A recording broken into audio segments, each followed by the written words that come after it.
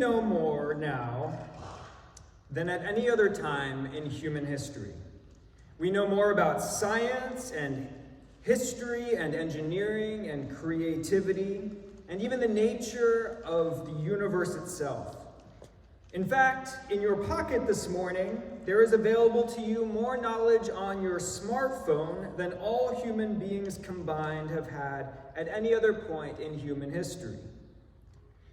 We don't know everything, and philosophers will be quick to tell you, and very modestly tell you, that the more we know, the more we learn about what we don't know. That's fine, but let's be honest with each other. We know a lot. I would change that old philosophy cliche and say instead that the more we know, the farther we seem to be from knowing enough.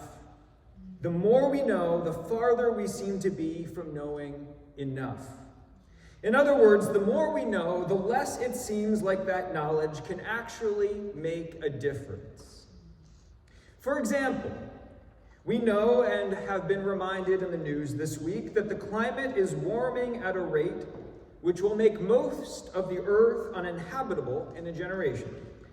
And we know that human beings have caused this to happen. We know how to slow and even to reverse climate change. Yet somehow, we don't know enough to actually do anything about it. We also know that on average, 150 to 200 species of plants and animals go extinct every day. We know the causes and we know the solutions. Yet we don't seem to know enough to actually do anything about it. We know that 10% of the world's population, and 1 in 8 people in the city of Chicago, is dangerously malnourished, while 30% of the world's food is wasted every year. Again, we know how to solve the problem. We have globalization, and we have everything that we need to do it. And yet somehow, we don't know enough to actually do anything about it. The more we know, the less it seems like that knowledge can actually make any difference. It's almost like humankind is under the kind of curse that ancient Greek gods would put on mortals who displeased them. You are doomed to the eternal torment of knowing everything you need to save yourselves and your world, but you will never actually be able to do anything about it. To put a finer point on it, you will be consumed in a fire that could have been put out with a few buckets of water. And you had more than enough buckets of water at hand. So why wasn't it enough? Well, for one thing, there are some people stealing water buckets and hiding them underground, because we know that commodities go up in value when they are scarce. Lord have mercy. Then there are some people who are making legislation to funnel all that water into a few enormous privately owned water tanks. Meanwhile, there are other people saying that the fire is a construct of the white supremacist heteropatriarchy to retain its hegemonic dominance, and that it's diversion from the real injustice which is elsewhere. And some, if you can believe it, are looking right at the fire and claiming that it doesn't exist, that it's a conspiracy of the liberal New World Order, and they openly threaten violence against anyone who says that the fire exists. Let me be clear that I'm not disparaging any of these people who object to using using water to put out the fire. The thing about them that should give us a lot of compassion for all of them is that they have so much knowledge. In fact, it's an incredible amount of knowledge. There are brilliant economists who understand the value of water, and they can show you the graphs and the charts and the PowerPoint slides that conclusively prove the free market is going to put the fire out. You just got to trust the free market. There are brilliant social theorists who understand that the fire is exacerbating a gap between the haves and the have-nots, while reinforcing systems that perpetuate racism and sexism and homophobia and all the rest of it. And they are making the case that the fire can't be put out until everyone is liberated from systemic oppressions. They protest that the fire over there can't be put out until all the other fires are put out first. But nobody can agree about where to start. And meanwhile, the fire is heating up. And then there are the conspiracy theorists, God bless them, who have studied history, and they know that many disasters are manufactured to advance political agendas and to reinforce the power of the elite. So they say that there is no fire, that it's all just liberal propaganda, and only sheeple would ever believe in it. They stand inside rooms with air conditioners on full blast and shout out the windows, "If there was really a fire, why am I so cold?" These are all people who are blessed with knowledge, abundant knowledge. And yet, in all of their brilliance, and in all of yours, the fire keeps on burning hotter and closer. We know a lot, but we don't know enough. And enough keeps seeming farther and farther out of reach. I think that's because the more we learn about the rest of the universe, the more we forget about ourselves. There's a correlation between increasing knowledge of the nature of the world and how it works and decreasing knowledge of human nature. The more we learn, the more we forget about what it means to be human. What does it mean to be human? How do we even begin to answer that question? Is the question biological? Something about how we have large brains and opposable thumbs? Or is the answer philosophical? Something about our capacity for reason and self-reflection? Or could the answer be theological? Something about being made in the image of God? Or could it be that we simply don't have the answer about what it means to be human? I do believe that there was an answer once, and our knowledge of it used to be as close to us as our breath. Long before we knew anything about the world around us, we knew what it meant to be human. But something happened. Something happened that divorced humankind from this primal knowledge of ourselves. It's like we built an enormous tower that has taken us farther and farther into the sky. And from the tremendous heights of the tower, we can observe more and more of the world and learn about it and build inventions that take us higher and higher at accelerating paces.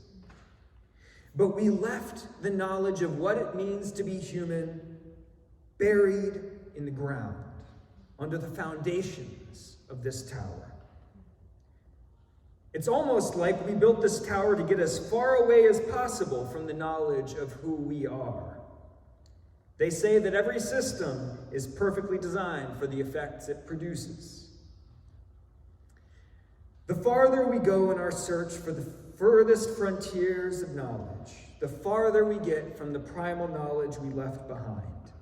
Until now, it is all but impossible for us to retrieve. We began building this tower a long, long time ago. In fact, there's a story about it in the Bible. Right in the beginning of that old scripture, there's a very, very famous allegory about a garden and a lizard and a fruit tree. Even if you have never been to church before today, I can guarantee that you know how this story goes. God said, "Don't eat the fruit. Don't eat the fruit of the knowledge of good and evil." Straight and simple. But the lizard said, "Go ahead and eat the fruit." Adam and Eve ate the fruit. And because of this, the first two humans had to leave the Garden of Paradise which is called Eden. See, somehow eating the fruit of knowledge was incompatible with being in the garden.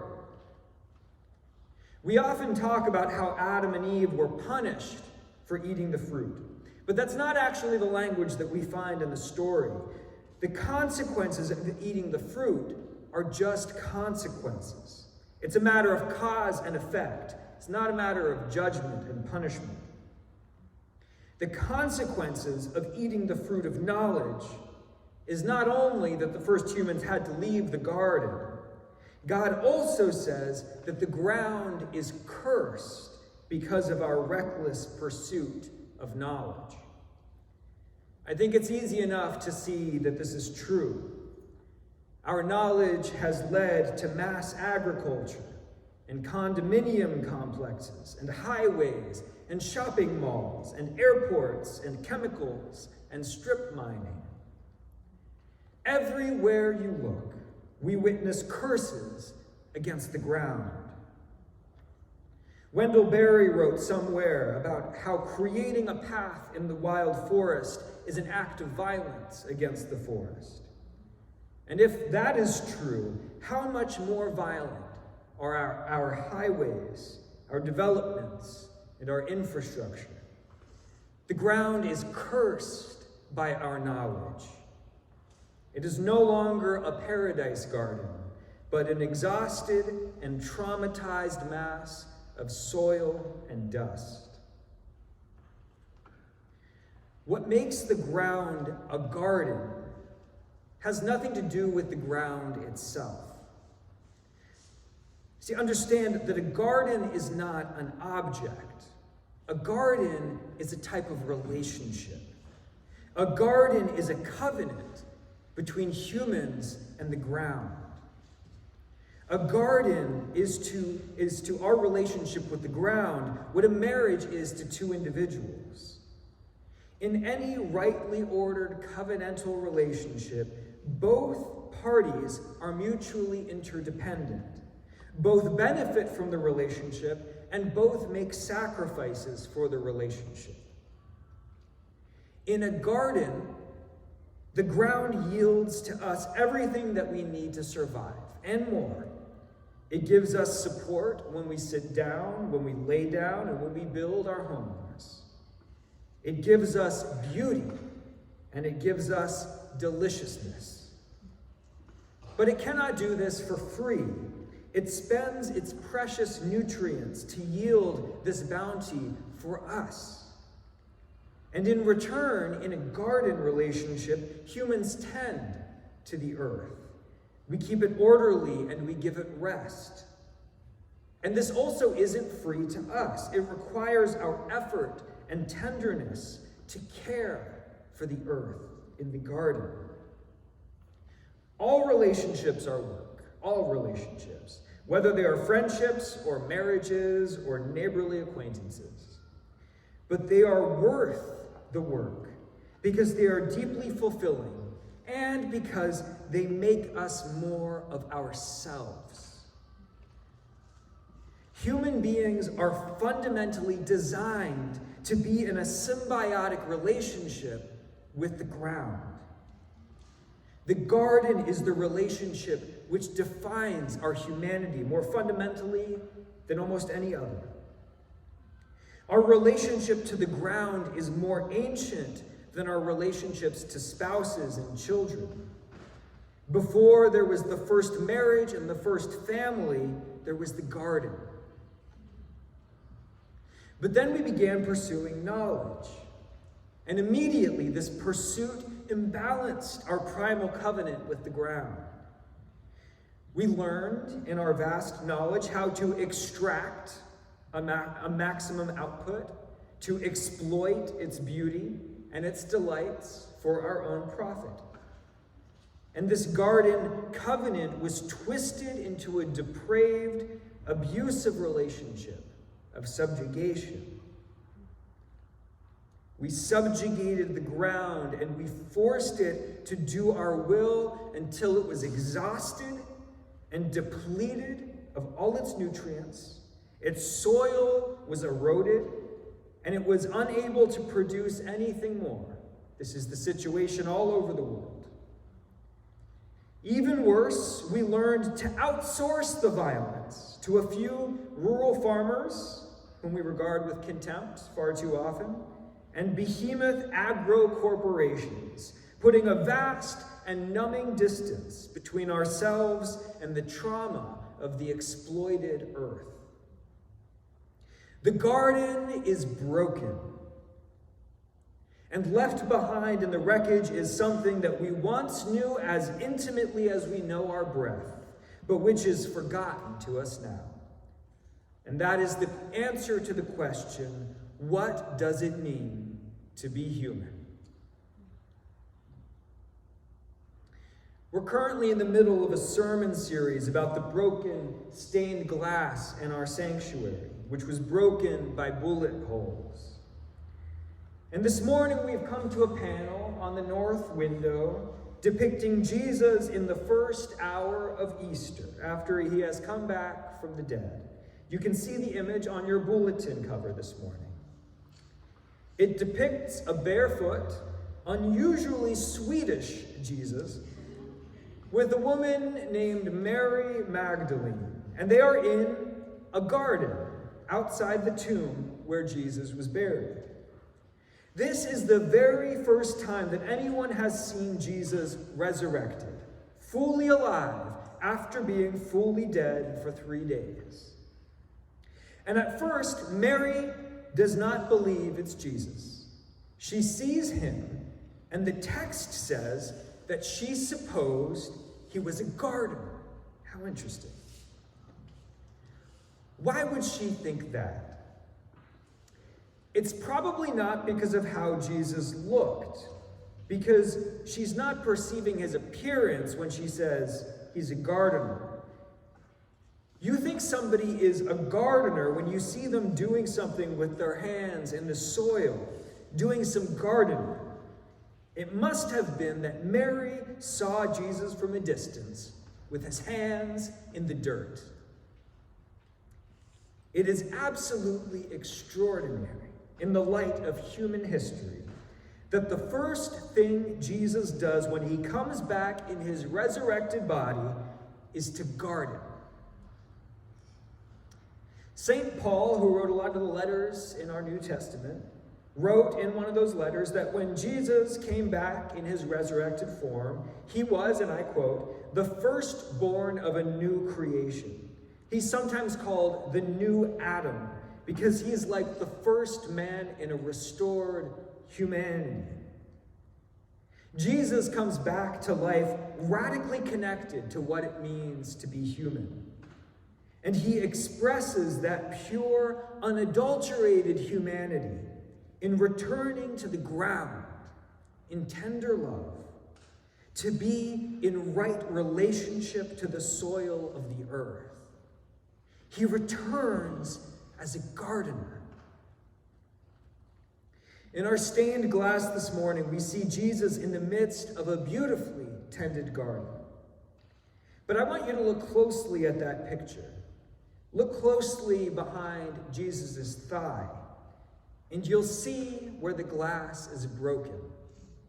The garden is broken. The violence of a bullet hole echoes the violence of humankind against our first love. And Jesus stands in front of the brokenness as if to protect it. And there's something else strange in this image. The artist who made our stained glass took a little bit of creative license, and he put something in Jesus' hand which is not actually in the Bible. Can you see what it is? A shovel. Perhaps the shovel should be a symbol of our Christian faith, just as much as the cross and the fish and the dove. The shovel, which symbolizes the primal nature of what it means to be human in right relationship to the earth. Something that we cannot learn from any book or experiment or survey. Something we cannot learn from the ivory towers or the Encyclopedia Britannica or even the World Wide Web. Something we come to know not by learning, but by returning from the heights of knowledge down and down and down and down to the place where it all began, with dirt under our fingernails, in tender intimacy with our first love in the garden. Amen.